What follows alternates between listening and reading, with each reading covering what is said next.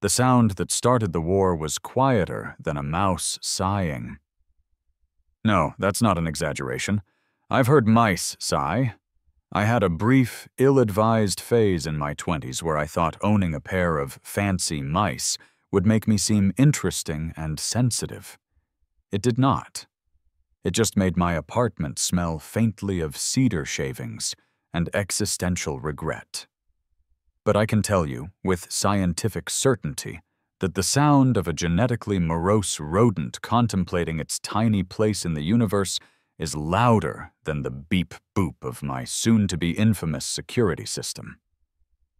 Let me set the scene. I'm Mark.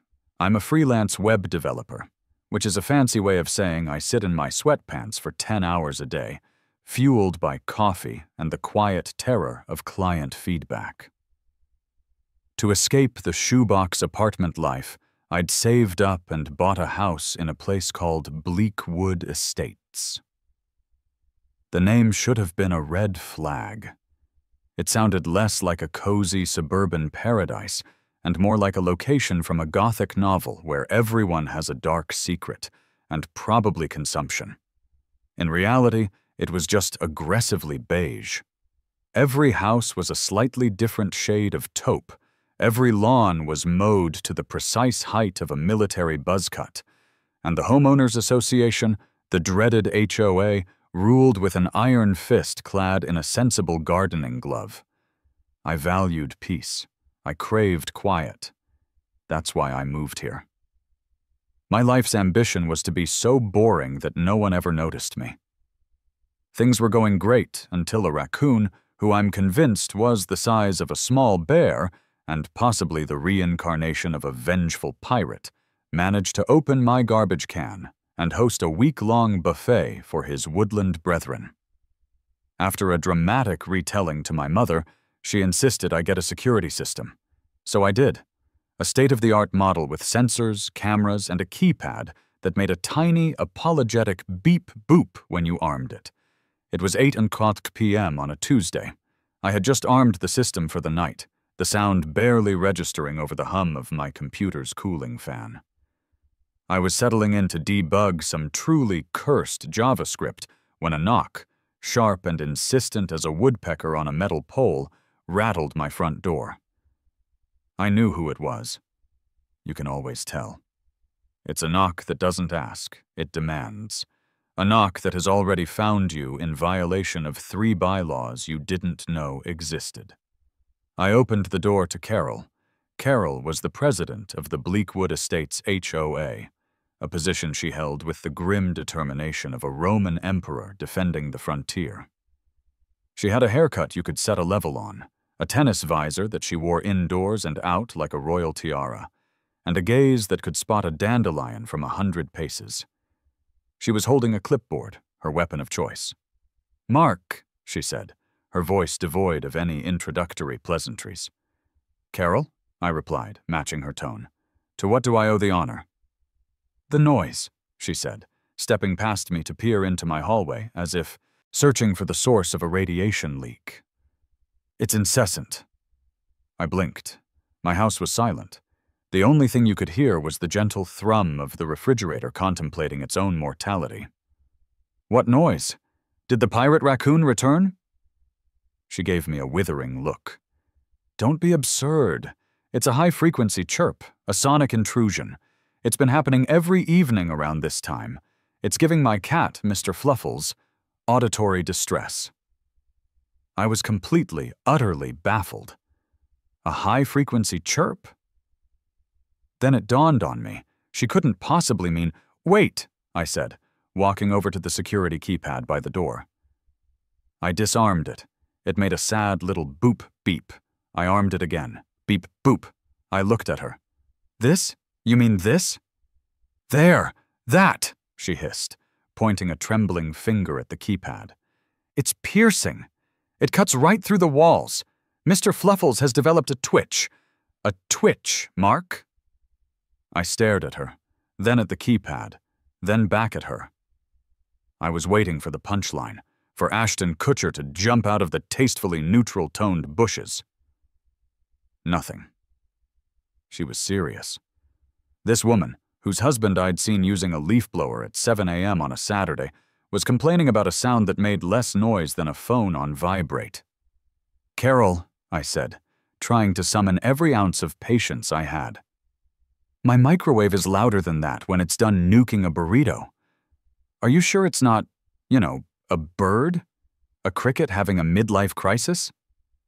"I know the sound of an unlicensed auditory disturbance when I hear one," she snapped, her eyes narrowing. "And this is a clear violation of the HOA covenant. Bylaw 7, subsection C, paragraph 2, unreasonable sonic incursions.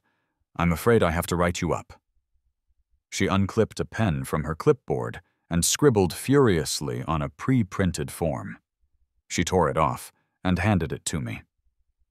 It was an official HOA violation notice. It looked more intimidating than my last tax audit. "You have 48 hours to remediate the sonic intrusion," she declared, her voice filled with the grim satisfaction of a battle won. "Or you will face a fine of $50, escalating with each subsequent day of non-compliance." She turned on her heel and marched off my porch, a conquering general leaving a vanquished foe in her wake. I stood there in the doorway, the violation notice clutched in my hand, staring at the tiny, silent, malevolent blinking light on my security keypad.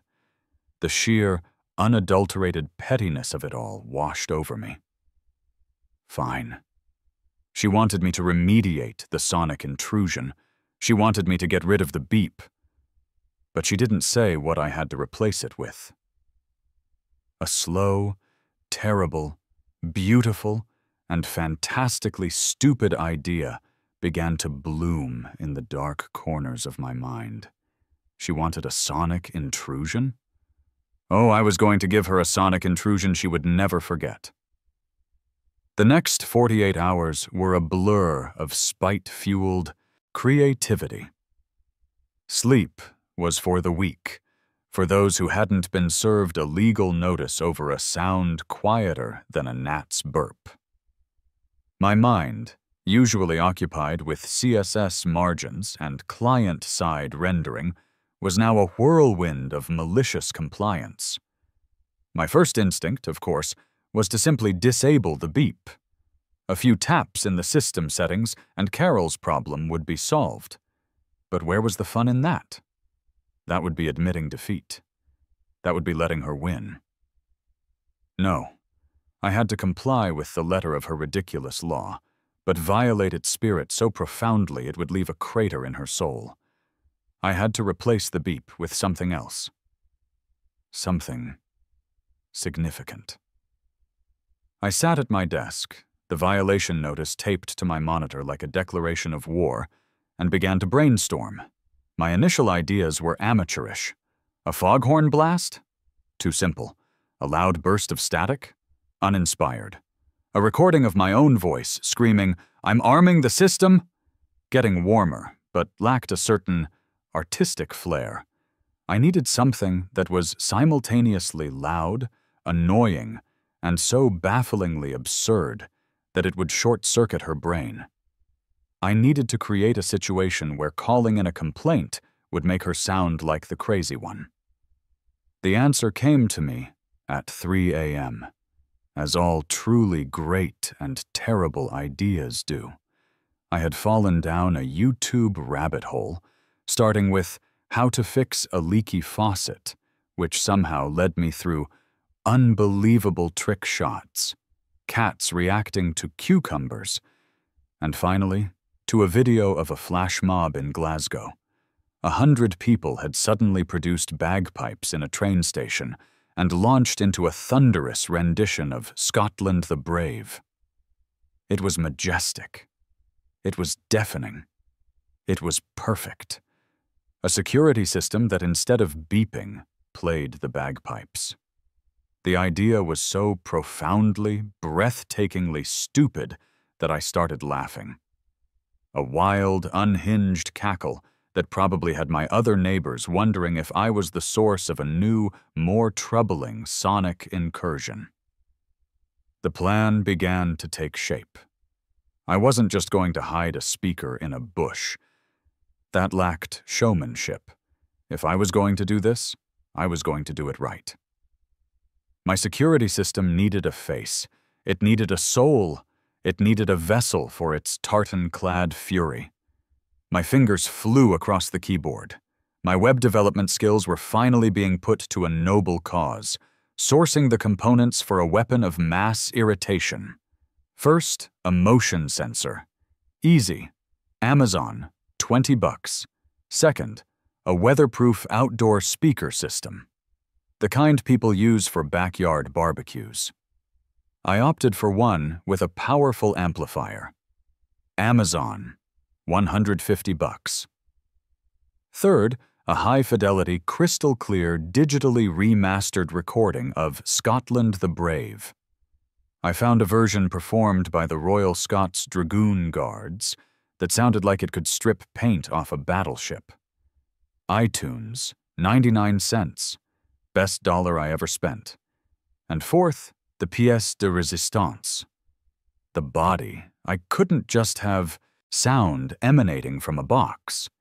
It needed presence. It needed to make a statement. I typed, life-sized male mannequin for sale into Google. The results were unsettling. But tucked away on a liquidation site for department stores that had gone out of business, I found him. He had a vacant, vaguely judgmental stare and was frozen in a pose that suggested he was waiting for a bus that was never going to come. His name, according to the listing, was Style Form Pro No. 7. I knew instantly he was the one. Within an hour, my credit card was significantly lighter, and a mannequin, a sound system, and a motion sensor were all hurtling their way toward Bleakwood Estates. The next day, a large, unmarked white van pulled into my driveway.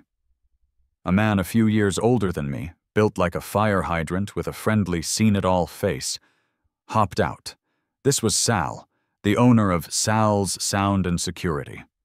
His online reviews were glowing, filled with phrases like unflappable, thinks outside the box, and managed to install a 7.1 surround sound system in my bathroom. 10/10. He was exactly the kind of creative lunatic I needed. I had been intentionally vague on the phone. I'd told him I wanted to hook up a custom motion-activated speaker as a unique security deterrent. He probably thought I meant a recording of a dog barking. "So, your mark," he said, shaking my hand with a grip that could crush walnuts. "Sal, let's see this unique project of yours." I led him into the garage, where Style Form Pro No. 7 was leaning against a wall, looking naked and lost. A brand-new kilt, sporran, and Glengarry hat I'd panic-ordered overnight from a specialty website were laid out on my workbench. Sal stopped dead. He looked at the mannequin. He looked at the kilt. He looked at the massive speaker sitting in its box. Then he looked at me. He didn't say a word, just raised a single, questioning eyebrow. I took a deep breath. Okay. So, the plan is this. We install the speaker inside the mannequin's torso. We wire that to an amplifier, which is connected to a motion sensor. We position the motion sensor by the front walkway. When someone walks up to my house, instead of a dog barking, the mannequin will, play the bagpipes. Sal stared at me for a full 10 seconds. It was a profound, unnerving silence, the kind where you can hear your own blood pumping.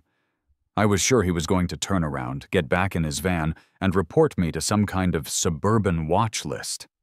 Instead, a slow grin spread across his face. "Let me get this straight," he said, his voice a low rumble of amusement. "Your neighbor complained about a noise." "A tiny beep," I confirmed. "And your solution is to replace it with a life-sized, kilted Scotsman who screams Highland battle music at anyone who approaches your house." That's the gist of it, yeah. He slapped me on the back, nearly sending me through the drywall. I love it, he boomed. This is the single greatest job I have ever been offered.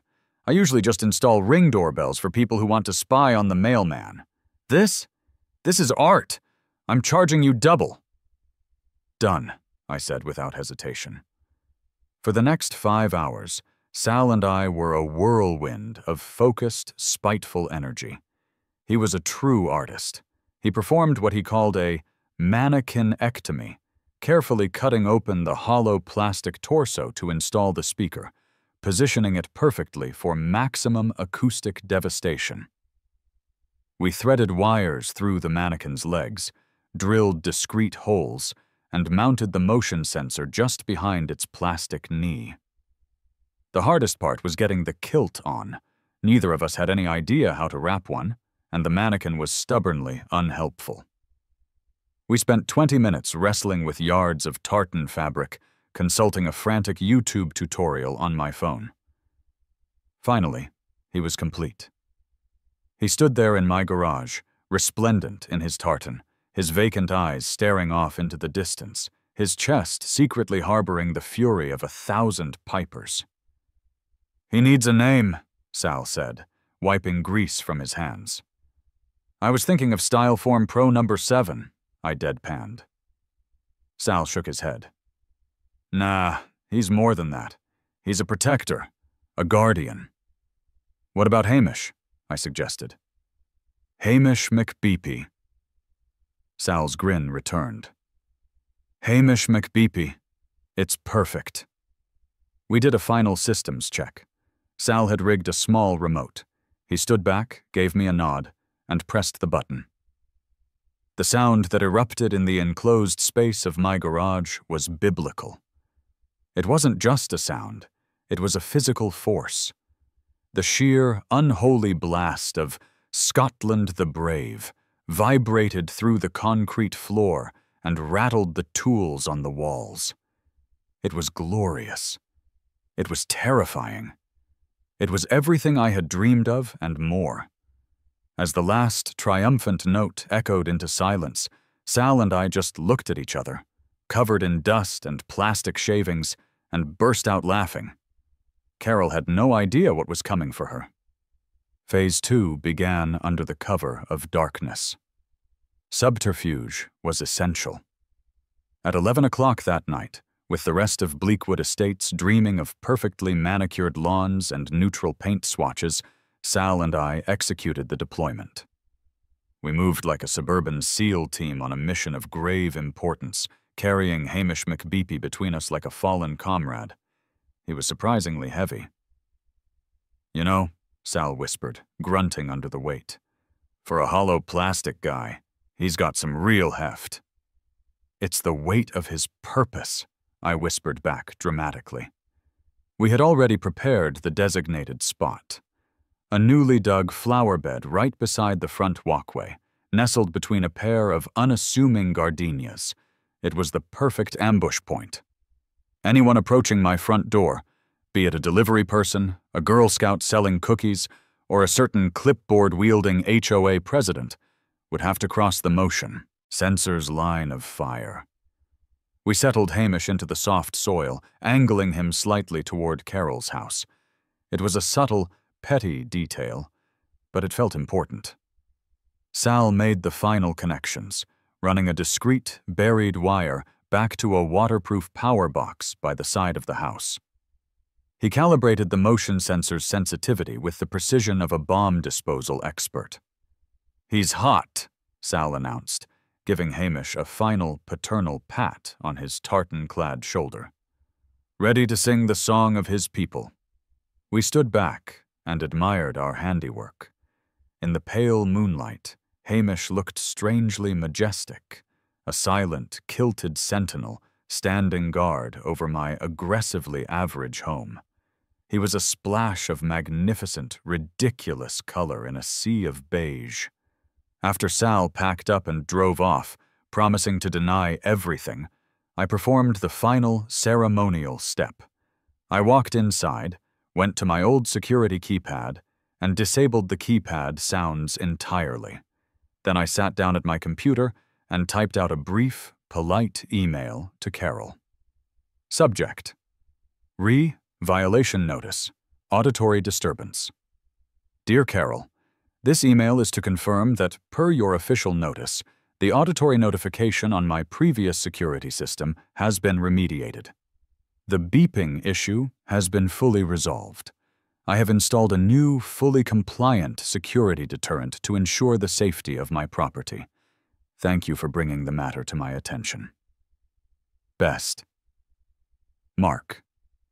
I hit send with a feeling of profound satisfaction. The trap was set. Now, I just had to wait. I didn't have to wait long. The next morning, I was strategically positioned at my home office window, which had a perfect view of the front porch. At around 10:30 a.m., the familiar brown Amazon truck rumbled down the street. The driver, a young guy with headphones around his neck, hopped out with a package and started up my walkway. He was in the zone, moving with practiced efficiency. He didn't even notice the stoic Scotsman watching him from the gardenias. He reached the porch, scanned the package with his device, and bent down to place it by the door. That was the moment he crossed the invisible threshold. Play! The opening drone of the bagpipes exploded from Hamish's chest cavity with the force of a sonic boom. The driver reacted as if he'd been shot. He leaped backward a full 5 feet, letting out a strangled yelp and throwing the package into the air. It landed with a soft thud on the lawn. He froze, his head whipping around, eyes wide with a mixture of terror and utter confusion. His gaze fell upon Hamish. He stared. Hamish stared back, impassive and silent now that the initial musical assault was over. The driver slowly, cautiously, backed away down the walkway, never taking his eyes off the mannequin. He looked like a wildlife documentarian who had stumbled upon a rare, unpredictable, and possibly violent creature. He got to the sidewalk, gave one last bewildered shake of his head, and practically dove back into his truck. He peeled away from the curb like he was fleeing the scene of a crime. I had to duck below the window, pressing my face into the carpet to muffle my laughter. My sides ached. Tears streamed down my face. It was more beautiful than I could have ever imagined. But that was just the appetizer. The main course was scheduled for her afternoon patrol. Sure enough, at 2:15 p.m., Carol's front door opened. She emerged, clipboard in hand, visor perfectly aligned. She was on a mission, and my house was her first stop. I saw her pause on her own lawn, staring across at Hamish. From this distance, she probably couldn't make out what it was, just a strange, new lawn ornament. Her lip curled in what I could only assume was disdain for this new, unapproved aesthetic deviation. She marched across the street with purpose, her sensible shoes clicking on the asphalt. She was coming to inspect my remediation. She wanted to ensure my compliance. She stepped onto my walkway. The effect was instantaneous and glorious. The sudden, violent eruption of Scotland the Brave hit her like a physical blow. She didn't just jump. Her entire body went rigid. Her arms shot out to her sides, the clipboard clattering to the concrete. Her mouth fell open in a perfect, silent O of shock. It was a symphony of silent movie horror. She spun around, her eyes wild, trying to pinpoint the source of this auditory assault. And then she saw him. She saw Hamish. Standing not 10 feet away from her, a silent, plaid-clad nightmare. The sequence of emotions that played across her face was a wonder to behold. First, pure, unadulterated disbelief. Her brain simply could not process the sensory information it was receiving. A mannequin, in a kilt, was screaming bagpipe music at her. Second, a dawning, horrified comprehension. And third, a wave of incandescent rage so pure it was practically visible, like heat rising off the pavement. She stood there, frozen, for the entire 30-second duration of the musical clip. When it finally fell silent, the only sound was the chirping of birds and the distant hum of a lawnmower, both of which seemed profoundly inadequate after the sonic majesty that had just transpired. She stared at Hamish for another moment, then her head snapped toward my front door. Oh yes, here it comes. She didn't knock. She hammered. The frantic pounding echoed through the house. I took a moment to compose myself, wiping the tears of laughter from my eyes and arranging my face into a mask of pleasant, neighborly innocence. I opened the door. She was practically vibrating with fury, her face a blotchy, furious red. "What?" she shrieked, her voice cracking with the strain. "Is that?" She pointed a trembling, accusatory finger at the silent figure in my garden. I feigned a look of pleasant surprise. "Oh, good afternoon, Carol. That's my new security system. Neat, huh? His name is Hamish." I gave her my most helpful smile. "No more beeping. See? Problem solved. You have put a..." She sputtered, searching for the words. "You have put a plastic Scotsman in your garden and it is screaming at me." "Well, screaming is a bit dramatic, isn't it?" I countered cheerfully. "I'd call it a robust auditory deterrent. It's motion-activated, fully compliant with Bylaw 7, by the way. I checked. It's not a sonic incursion if it's music, right? It's culture. It's celebrating the rich heritage of the Scottish Highlands." Carol was rendered completely, blessedly speechless. It was a state I had never seen her in before, and it was magnificent. Her mouth opened and closed a few times, but no sound came out. She looked from me to Hamish, then back to me.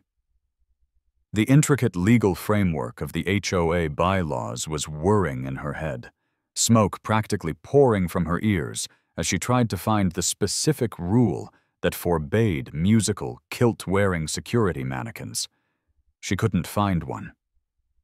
Finally, she just pointed that trembling finger at me again, a low, guttural growl escaping her lips.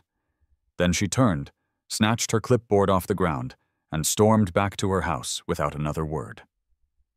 The war had been declared with a quiet beep-boop.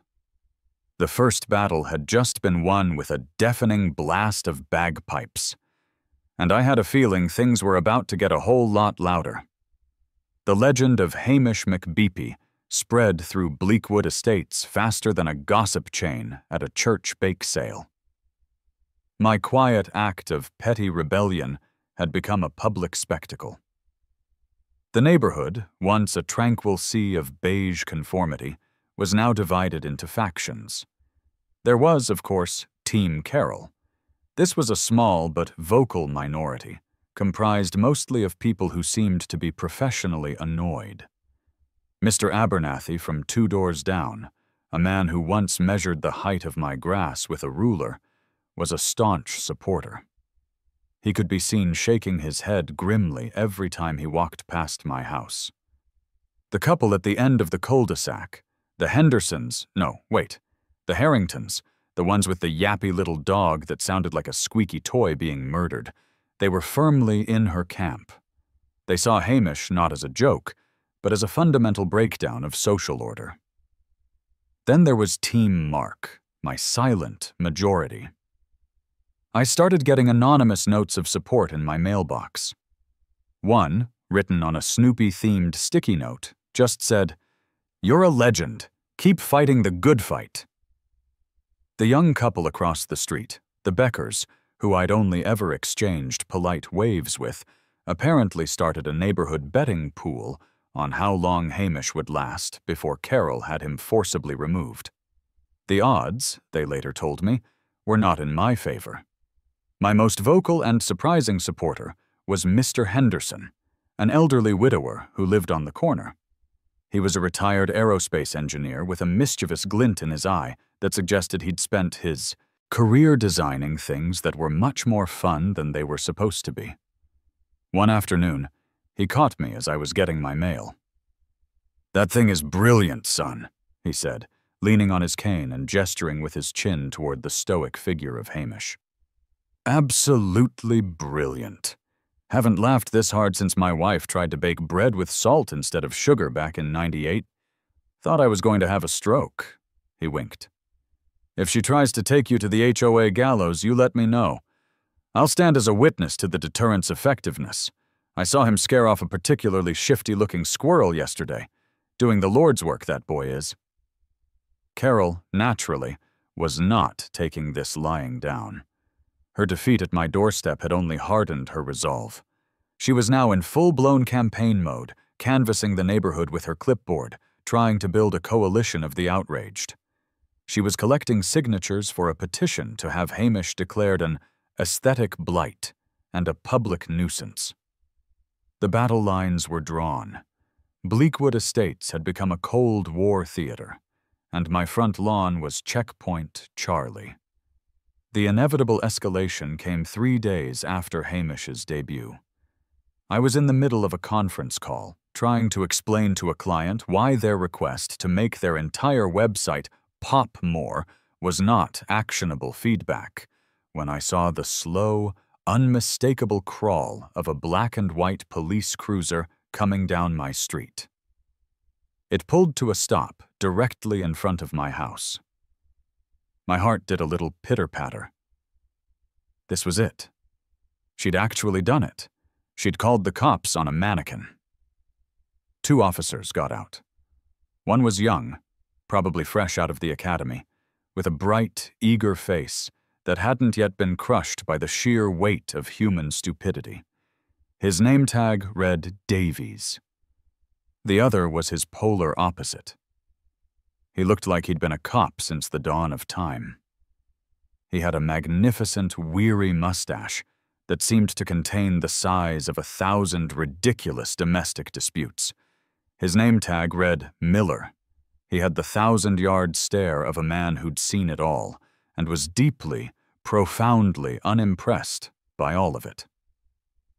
I politely excused myself from my call and went to the door, opening it just as Sergeant Miller was raising his hand to knock. "Markson?" Sergeant Miller asked, his voice a gravelly baritone of pure exhaustion. "That's me," I said, trying to look as non-threatening and law-abiding as possible. "We've received a, He paused, glancing at the notes on his partner's clipboard. He seemed to be struggling to say the words with a straight face. "A complaint about an unusual noise originating from your property." "My security system?" I asked innocently. "Yes, officer. It's motion-activated. A recent installation." Officer Davies, the rookie, was craning his neck, trying to get a look at my flower bed. A small smile was playing on his lips. He'd clearly heard the story. "The complainant," Sergeant Miller continued, pinching the bridge of his nose, described the sound as, and I'm quoting here, "a Highland war cry emanating from a demonic lawn gnome." I had to bite the inside of my cheek to keep from laughing. A demonic lawn gnome? That's a bit unfair. He's a full-sized mannequin. And it's not a war cry, it's a treasured piece of cultural music. It's for security. You know, to deter intruders. Sergeant Miller's mustache twitched. I could see the battle happening behind his eyes, the battle between professional duty and the overwhelming urge to laugh at the absurdity of his job. Professional duty was losing. Badly. "Sir, is this the, deterrent in question?" Officer Davies asked, finally giving up and pointing directly at Hamish. "That's him," I said proudly. "Hamish Bagpipe. Would you like a demonstration of his capabilities?" Sergeant Miller let out a long, suffering sigh that seemed to echo through the ages. "No, sir. A demonstration will not be—" "I'd love one," Officer Davies cut in, grinning openly now. Miller shot his partner a glare that could peel paint, but Davies was already taking a step toward my walkway. "Just for the report, Sarge," he said innocently. "We have to verify the nature of the disturbance." He took another step, crossing the sensor's path. The result was spectacular. The blast of "Scotland the Brave" ripped through the quiet afternoon air.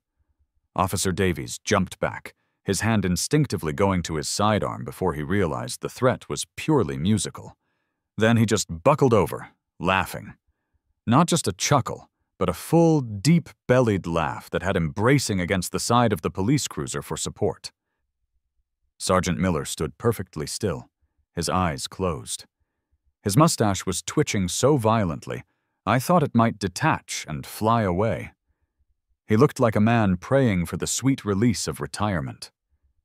He let the entire musical clip play out. When silence returned, he slowly opened his eyes and leveled a flat, tired gaze at me. "Okay," he said, the word carrying the weight of 1,000 similar calls. He turned to his still giggling partner. "Davies, pull yourself together." He faced me again. "Look, son, here's the deal. We're the police. We enforce city ordinances and state laws. We don't enforce HOA bylaws. As far as the city is concerned, is this thing playing between the quiet hours of 10 p.m.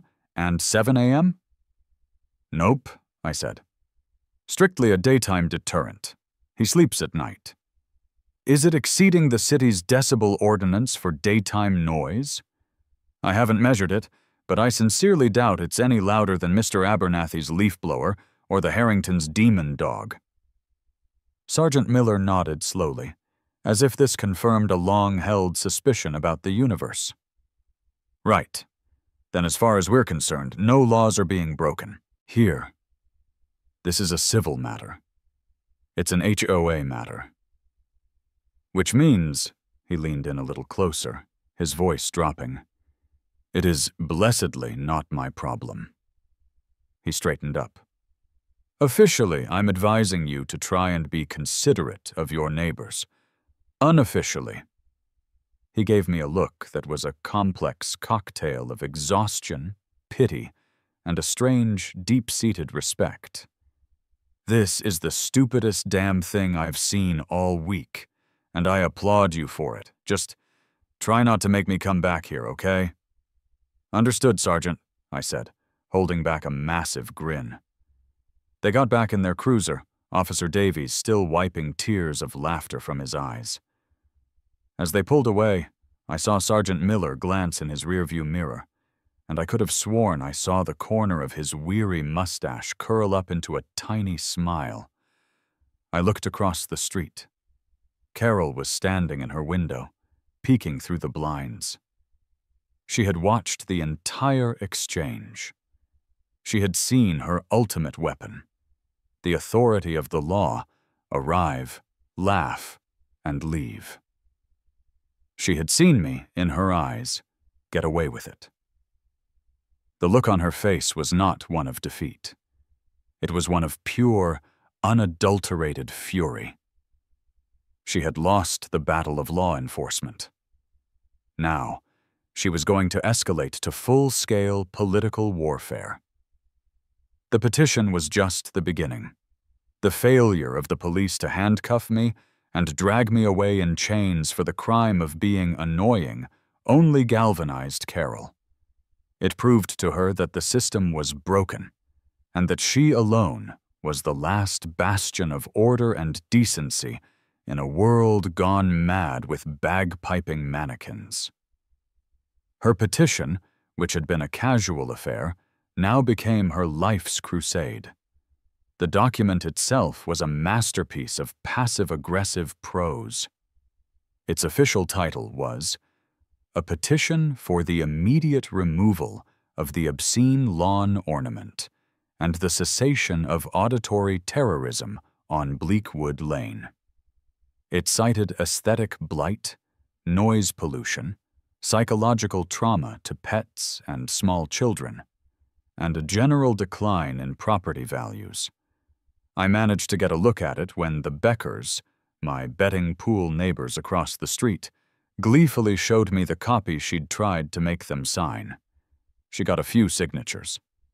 Abernathy, of course. The Harringtons, naturally. A few other residents on the street who seemed to have a permanent stick lodged somewhere uncomfortable.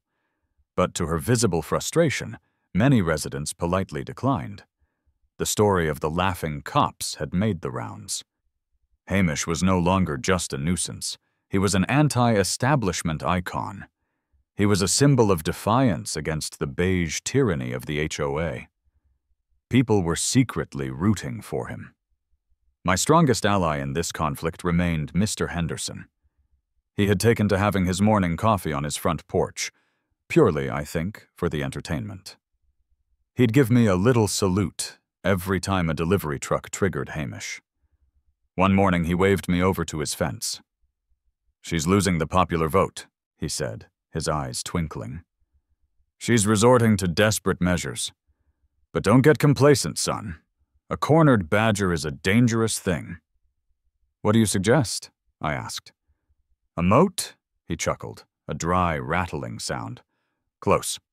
The element of surprise was good for the first volley, but you've shown your hand. Now what you need is escalation. You need psychological warfare." "Psychological warfare?" "He's static," Mr. Henderson explained, pointing his coffee mug at Hamish. "Predictable. People know what to expect now. You need to make him unpredictable, more alive. Give him a little more personality, something to really keep them on their toes." His words sparked something in my brain. He was right. Hamish was a one-trick pony, a magnificent trick to be sure, but it was time for him to evolve. It was time for Hamish 2.0. That afternoon, I made a phone call. "Sal's Sound and Security," the familiar, cheerful voice answered. "Sal, it's Mark, the Hamish McBeepy guy." I heard him laugh on the other end of the line. "The legend himself! I've heard rumors. My cousin's a dispatcher downtown.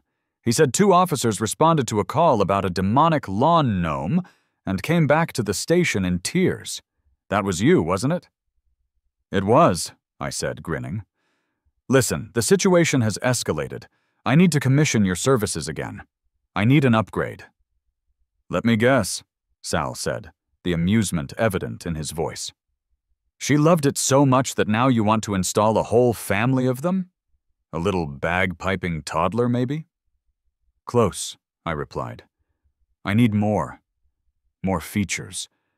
More psychological warfare, as my neighbor put it." There was a pause, and I could practically hear the gears turning in Sal's inventive mind. "I like the sound of that," he said. "I'll clear my afternoon. This is way more fun than installing another smart thermostat." Sal arrived an hour later, his van full of wires, tools, and a tackle box filled with assorted electronic components. We convened in the garage, our top-secret workshop.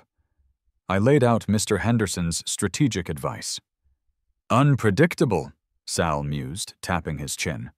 "More alive. I can work with that." We spent the afternoon transforming Hamish from a simple musical booby trap into a multifaceted engine of suburban terror. It was a beautiful collaboration of my petty vision and Sal's technical genius. First came Upgrade 1, the eyes. "He needs to look more menacing when he's activated," I said. "Right now, his stare is just blank." "Say no more," Sal replied. He produced 2 high-intensity red LED lights. With the delicate skill of a surgeon, he drilled out Hamish's plastic pupils and fitted the LEDs into the sockets. He wired them directly to the motion sensor's trigger. Now, the moment the music started, his eyes would flare to life with a demonic crimson glow. Next, Upgrade 2, the movement. "He's too static," I said, echoing Mr. Henderson. "It would be so much creepier if he moved." This was a bigger challenge. Sal rummaged in his van and returned with a small, low-torque motor, the kind used for rotating Christmas displays. After some trial and error, a lot of duct tape, and some surprisingly complex wiring, we managed to rig it inside Hamish's right shoulder. We detached his arm at the elbow and remounted it to the motor's axle. Now, when triggered, his arm would slowly, majestically, raise in what looked like a solemn, threatening salute. It was janky, it was a little noisy, but it was utterly terrifying. Finally, the masterstroke. Upgrade 3. The playlist. Scotland the Brave is iconic, Sal said, but it's always the same. The fear factor drops when you know exactly what's coming. This was Sal's area of expertise. He produced a Raspberry Pi, a tiny little computer, and got to work. He loaded it with a whole folder of bagpipe music. The triumphant charge of Scotland the Brave was still there, but so was the mournful, soul-chilling wail of Amazing Grace. He added the jaunty, almost manic energy of The Irish Washerwoman, and a particularly frantic reel that sounded like a swarm of angry musical bees. He wrote a simple script that would randomize the selection every time the sensor was tripped. You would never know which Hamish you were going to get. Would it be triumphant war Hamish? Funereal Hamish? Or manic jig Hamish? The unpredictability was the key. By late afternoon, Hamish 2.0 was complete. We brought him back out to his post in the gardenia bed. He looked the same as before, but now he was brimming with latent potential for chaos. He was a sleeper agent, waiting to be activated. That evening, I watched from my window as Carol came out to get her mail. She gave Hamish a wide berth, a look of pure contempt on her face. She clearly thought she was safe. But then a stray cat, probably one of Mr. Fluffles's rivals, darted across my lawn, tripping the sensor. It was a perfect test run. The first thing that happened was the eyes. 2 piercing red dots ignited in the twilight, fixing the world with their baleful glare. Then came the sound. It wasn't Scotland the Brave. It was the slow, haunting, heartbreaking drone of Amazing Grace. And as the mournful notes filled the air, Hamish's right arm began to rise, slowly, jerkily, until it was pointed straight at the sky in a ghostly salute. Carol froze mid-step, her mail slipping from her fingers. She stared, her face a mask of pure, unadulterated horror. This wasn't just an annoyance anymore. This was a haunted lawn ornament. This was a declaration of total psychological war. I saw the resolve harden in her eyes. The petition wasn't enough. The police were useless. She had to go nuclear.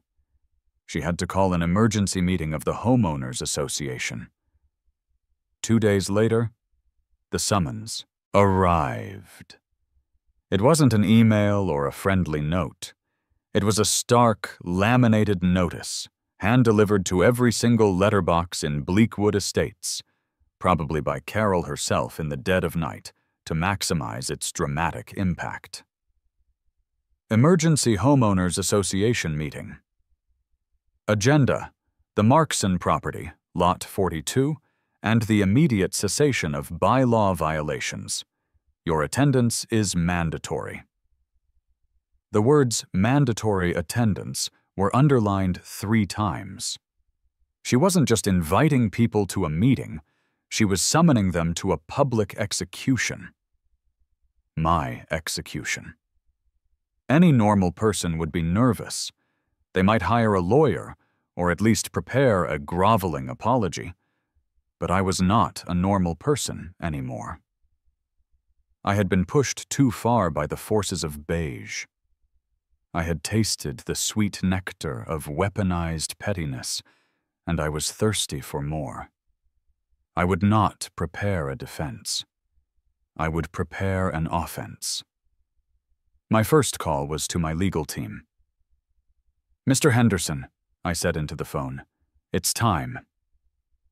"The gauntlet has been thrown," he replied, his voice grim but excited. "I'll be there. I've prepared a short but moving speech on the importance of neighborhood character and the vital role of lawn-based deterrence in promoting community safety." My second call was to my technical expert.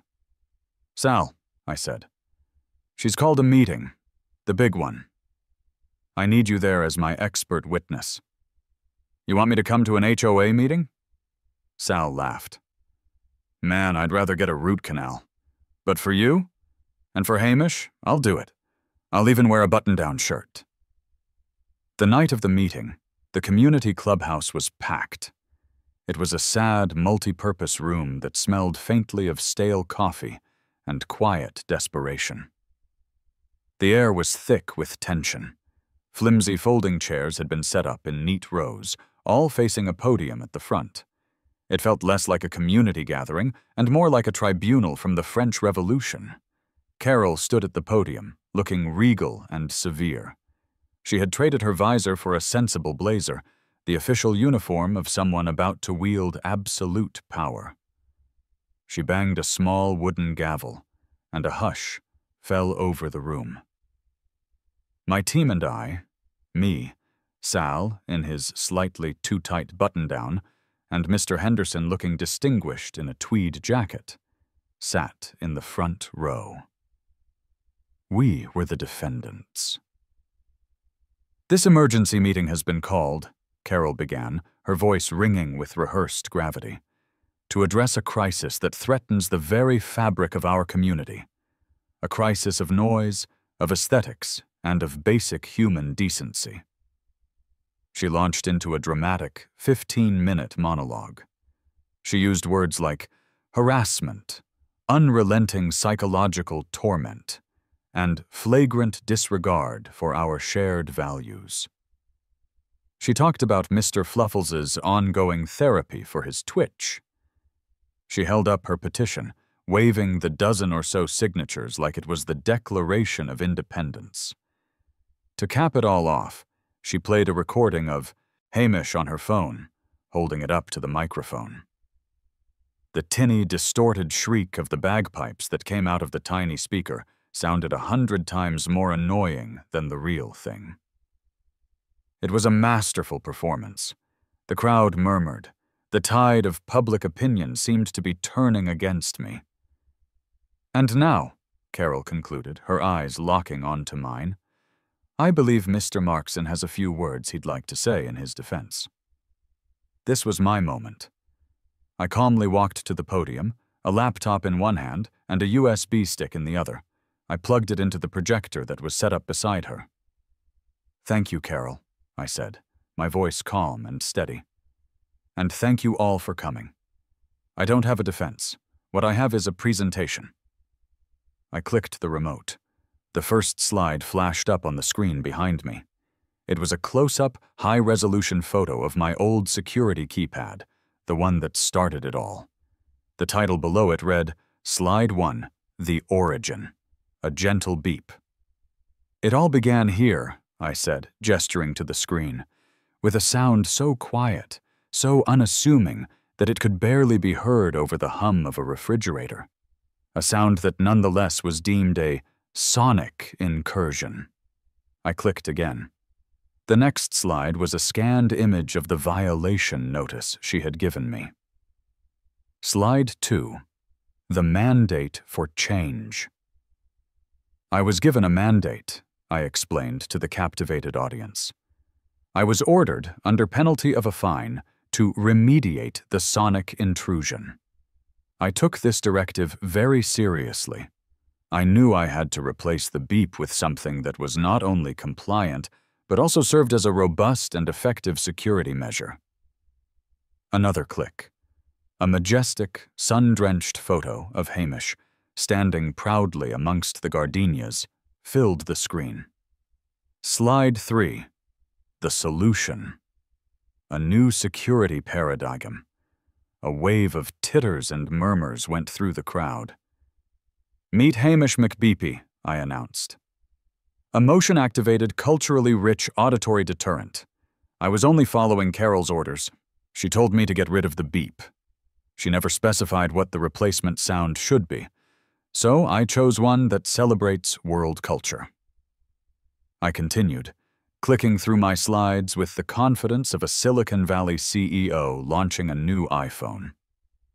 I presented a decibel meter reading showing that Hamish's musical interludes were technically quieter than a gas-powered lawnmower, which was permitted under Bylaw 12. I had Sal, my independent technical consultant, give a brief, jargon-filled explanation of the non-invasive installation and the advanced, randomized playlist technology. My final slide was a hand-drawn line graph. The x-axis was labeled time, and the y-axis was labeled neighborhood morale. A dotted line, labeled pre-Hamish, was flat and boring. A second line, labeled post-Hamish, showed a dramatic upward spike. "As you can see," I said with utmost seriousness, "since Hamish's installation, there has been a quantifiable increase in neighborhood morale. I have witnessed more neighborly interaction in the past week than in the entire year I've lived here." I gestured to the Beckers. "People are talking to each other, forming social groups, even engaging in games of chance. Hamish isn't dividing us, he's bringing us together." Mr. Henderson then stood up and gave his prepared speech, his voice trembling with manufactured emotion, about how the Scottish guardian of Bleakwood Lane had brought a much-needed spark of joy and whimsy to their otherwise monotonous lives.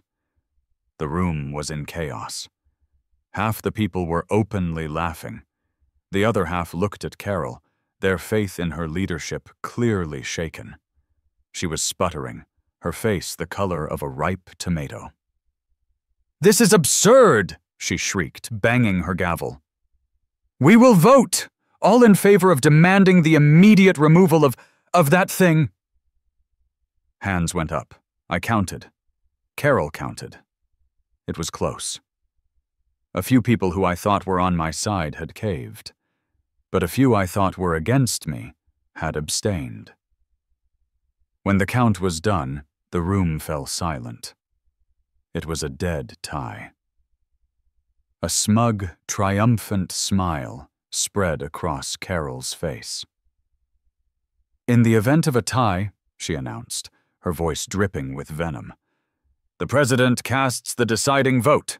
I vote aye. The motion carries. Mr. Markson, you have 24 hours to remove your piper."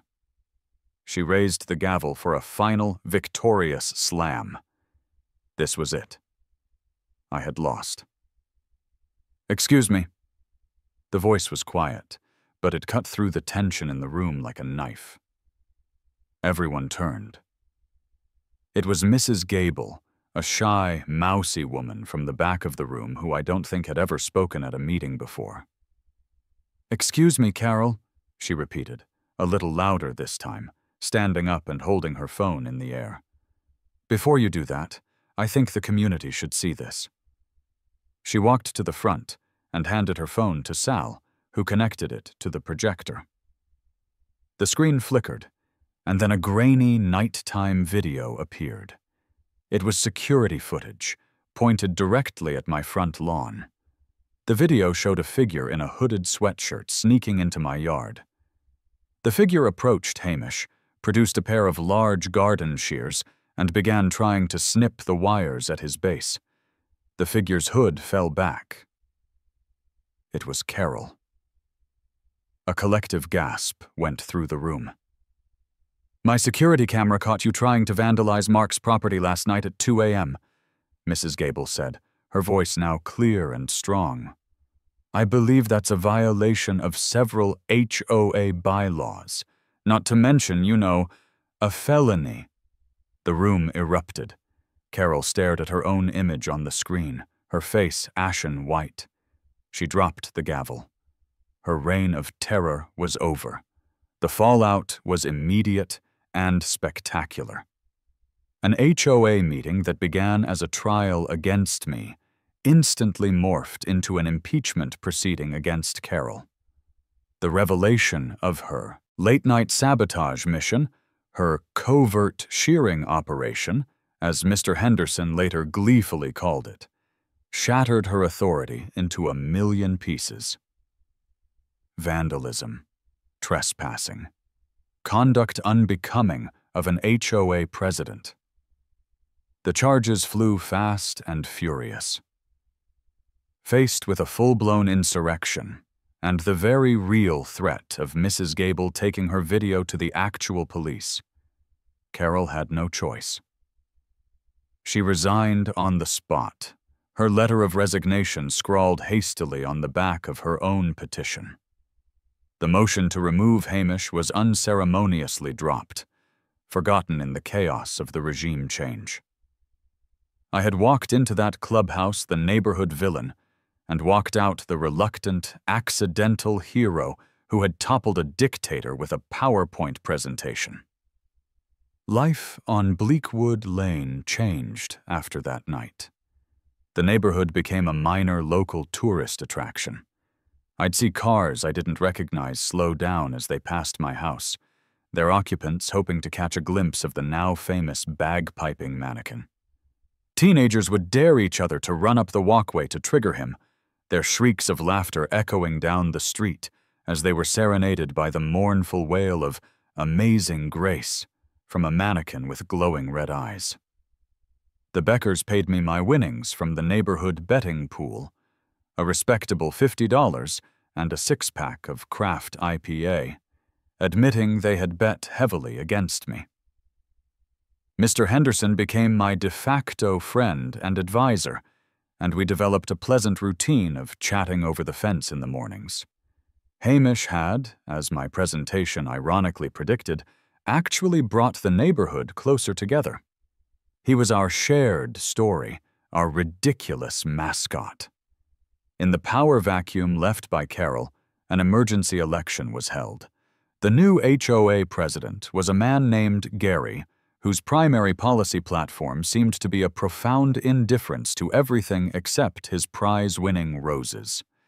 His first official act was to declare a moratorium on all new lawn ornament-related bylaws, effectively giving Hamish permanent diplomatic immunity. The beige tyranny was over. A new era of benign neglect had begun, which was all I ever wanted. About a week after the fateful meeting, I was outside doing some light gardening, which for me meant pulling a single, very obvious weed from near Hamish's feet. I saw a figure approaching my house, hesitantly. It was Carol. She looked smaller. Without her clipboard and her aura of righteous indignation, she just looked like a tired suburban woman. She stopped at the edge of my lawn, refusing to step on the walkway. We stood there in silence for a moment. "The red eyes are a bit much," she said finally, her voice flat. It wasn't an accusation, just an observation. "I thought they added a certain festive charm," I replied, equally flat. She sighed, a long, weary sound. It was the sigh of a defeated general surveying a lost battlefield. "The new HOA president is Gary," she said, as if sharing a terrible secret. "Gary, the man who lets his dog poop on everyone's lawn and calls the droppings natural fertilizer. We're all doomed." And in that moment, a strange and unexpected thing happened. We found common ground. For the first time, we weren't adversaries. We were just two residents of Bleakwood Estates, united by our shared disdain for Gary and his fertilizer-producing dog. The war was over. I had won so completely, so decisively, that there was no honor in continuing the fight. The psychological warfare, the constant escalation, it wasn't necessary anymore. I had made my point. That evening, I made one last call to Sal. "A final adjustment?" he asked. "Are we adding flamethrowers?" Something like that, I said. I'm calling it Operation Peace in Our Time. The next morning, Carol came out to get her newspaper. I watched from the window, as had become my habit. She walked with a sense of dread, clearly bracing herself for the daily musical assault. She stepped cautiously onto the walkway, flinching as she crossed the invisible line. The motion sensor triggered. The red eyes did not light up. The arm did not move. And there were no bagpipes. Instead, a calm, gentle, synthesized voice, like a polite GPS, emanated from Hamish's chest. "Good morning, Carol. Have a wonderful day. Please remember to secure your property and be mindful of community bylaws." Carol froze, utterly bewildered. She stared at the mannequin, who now sounded like a friendly, rule-loving robot. A complex series of emotions washed over her face. Confusion, surprise, and then something I never, ever thought I would see. The corner of her mouth twitched upwards into a tiny, almost imperceptible smile. She shook her head, as if to clear it, and walked back to her house, newspaper in hand. I leaned back in my chair, sipping my coffee. Peace had been restored to Bleakwood Lane. For now, at least. Gary's dog was still out there, after all. Outside, Hamish McBeepy stood his silent, tartan-clad guard. No longer a weapon of war, but a monument. A monument to the glorious, stupid, and sometimes necessary heights of suburban warfare. And every morning, he would politely greet anyone who walked by, a constant, gentle reminder that even in the quietest, most beige of neighborhoods, you should be very, very careful about complaining about a little beep-boop.